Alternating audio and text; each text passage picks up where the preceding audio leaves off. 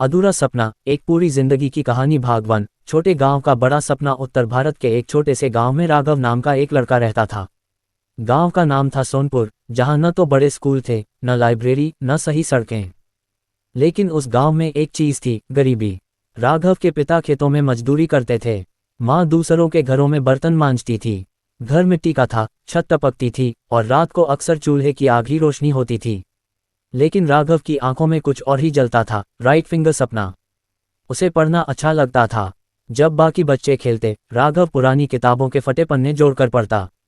उसका सपना था, ग्रेटर दैन, मैं एक दिन ऐसा आदमी बनूंगा कि मेरे माता पिता को कभी मजदूरी नहीं करनी पड़ेगी। भाग 2। पहला झटका राघव 1 में था जब उसके पिता बीमार पड़ गए।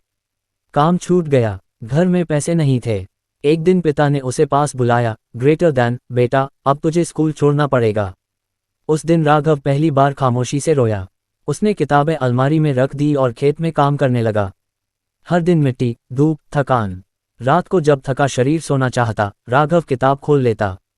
वह खुद से कहता, ग्रेटर दैन, ये हालात हमेशा नहीं रहेंगे। भाग 3। लोगों की बातें। गांव में लोग बातें करने लगे, इतनी पढ़ाई से क्या होगा, गरीब का बेटा गरीब ही रहेगा, सपने अमीरों के होते हैं। ये बातें कानों में नहीं, दिल में चुभती थीं।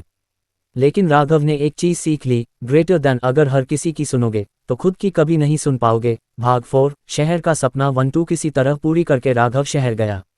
जेब में सिर्फ 500 रुपीज थे और दिल में हजारों डर। शहर निर्दयी होता है, काम नहीं मिला, कई रातें भूखा सोया, बस स्टैंड पर सोया, कभी चाय बेचने का काम किया, कभी होटल में बर्तन धोए। एक दिन मालिक ने कहा, ग्रेटर दैन, इतनी पढ़ाई की जरूरत नहीं, काम कर और चुप रह। उस रात राघव ने खुद से सवाल किया, ग्रेटर दैन, क्या मैं सिर्फ इतना ही हूँ। भाग 5। टूटना। एक प्रतियोगी परीक्षा में वह 2 नंबर से फेल हो गया। सालों की मेहनत सब बेकार लगा। उसने पहली बार सोचा, ग्रेटर दैन, शायद लोग सही थे। उस रात वह नदी के किनारे बैठा रहा। आंसू गिरे, हाथ कांपे, लेकिन तभी उसे माँ की बात याद आई, ग्रेटर दैन, बेटा, भगवान देर करता है पर अंधेर नहीं। भाग 6। खुद से वादा। राघव ने खुद से एक वादा किया, ग्रेटर दैन, अगर मैं हारूंगा तो पूरी ताकत लगाकर हारूंगा। उसने फिर पढ़ना शुरू किया। काम प्लस पढ़ाई, नींद कम, सपने ज्यादा। कई बार लगा कि शरीर जवाब दे देगा, लेकिन इरादा नहीं टूटा। भाग 7। वो दिन 5 साल बाद। एक सुबह फोन आया, ग्रेटर दैन, बधाई हो, आप चयनित हो गए हैं। राघव चुप था, आंसू थे, आवाज नहीं निकल रही थी। वह गांव गया, माँ पिता के पैर छुए।